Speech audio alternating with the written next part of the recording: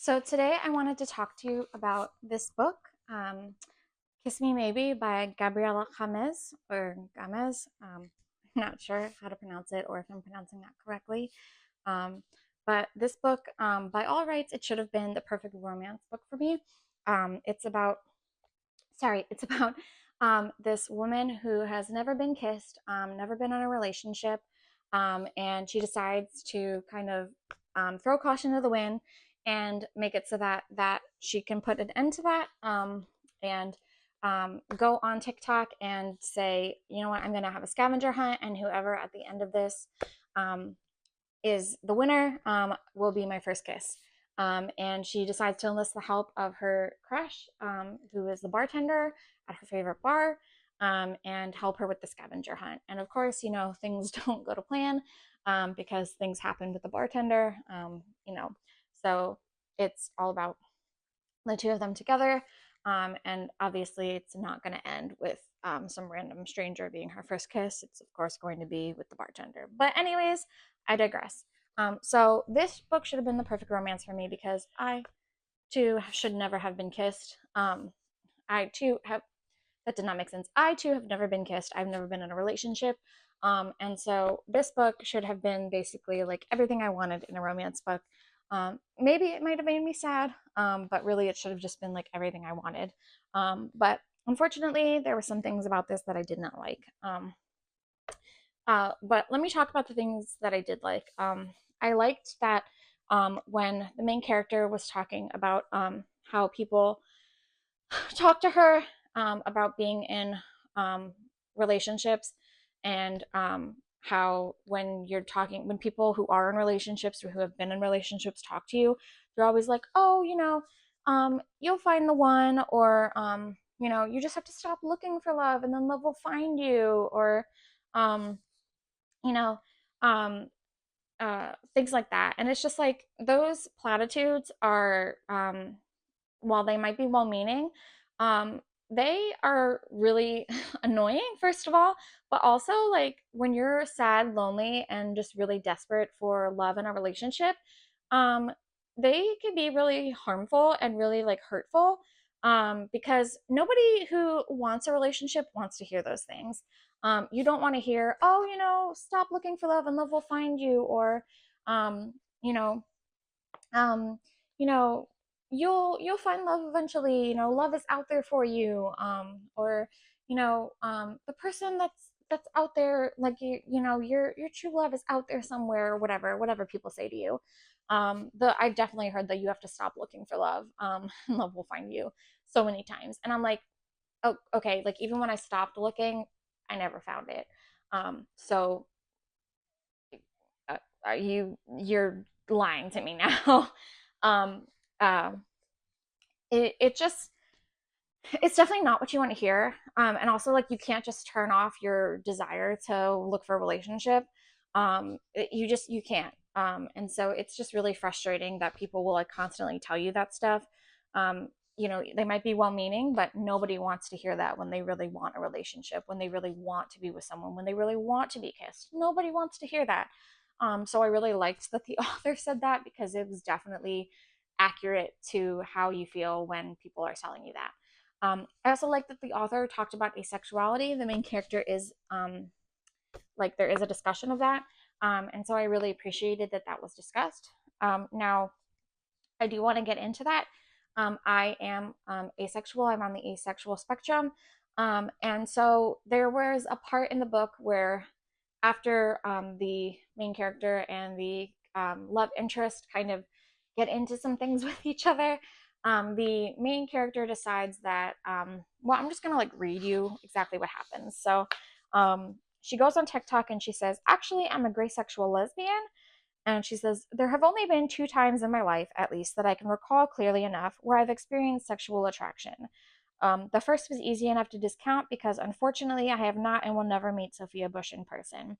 I won't go into detail about the second time, but it's safe to say it happened fairly recently and sort of threw me for a loop. After giving myself the time to contemplate and explore the side of myself I never fully realized was there, I have an answer. Because I experience sexual attraction so rarely, I'm actually gray sexual rather than ace like I once thought. All of this to say, this is your reminder that labels aren't one size fits all. Identities can be fluid. Something that fit you 5 years ago might not necessarily fit you now, and that's okay.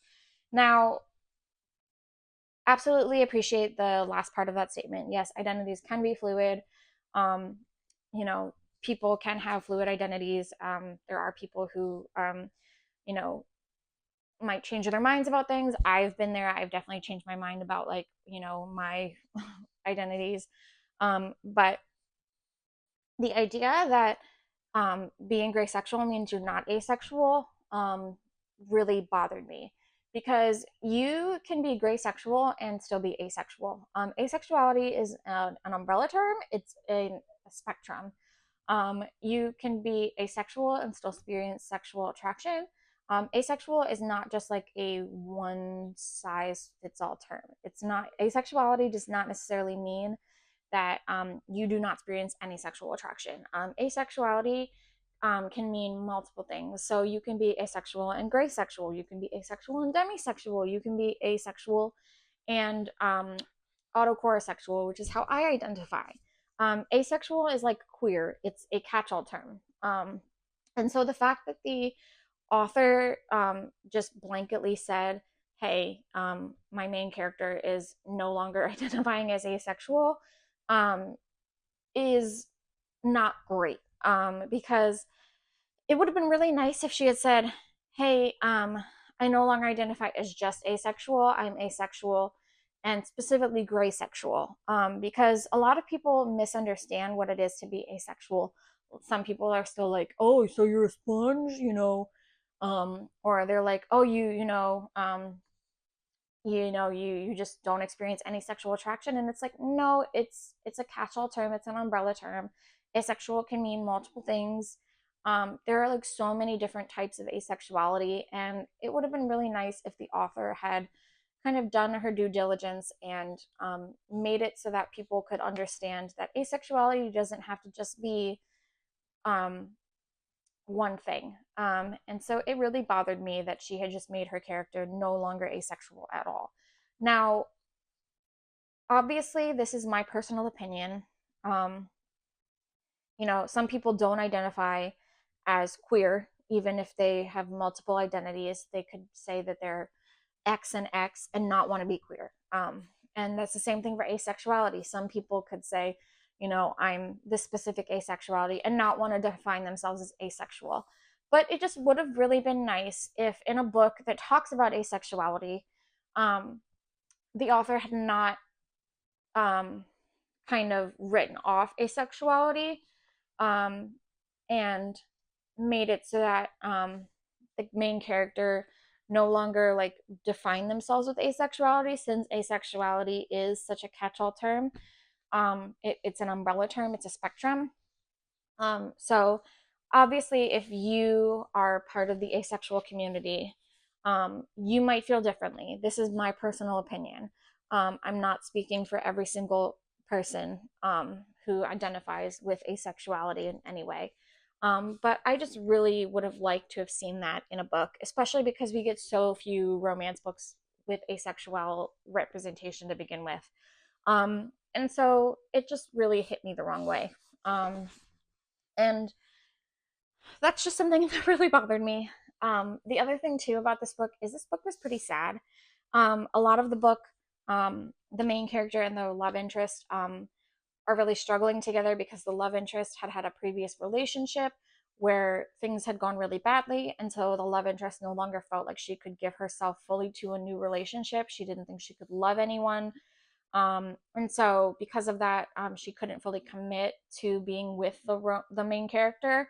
And so the main character didn't really feel like she could be with her crush, like the love interest. And so the main character kind of had to feel like, okay, well, even though I want to be with my crush, I kind of feel like I have to find other people. And so it was just really sad.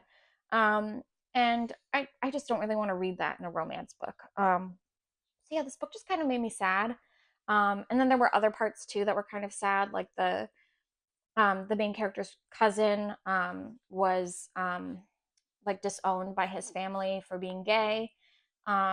and that just made me sad too. I mean, yes, that's true to life, don't get me wrong, but um, that was just another sad aspect of the book. I mean, his uncle and aunt like took him in and everything, and obviously his cousin took him in, but it was just really sad to read about that. So I really wanted to like this book. I really wanted to love this book, but those things just really rubbed me the wrong way. So obviously your results may vary, but unfortunately, Kiss Me Maybe was just a miss me maybe.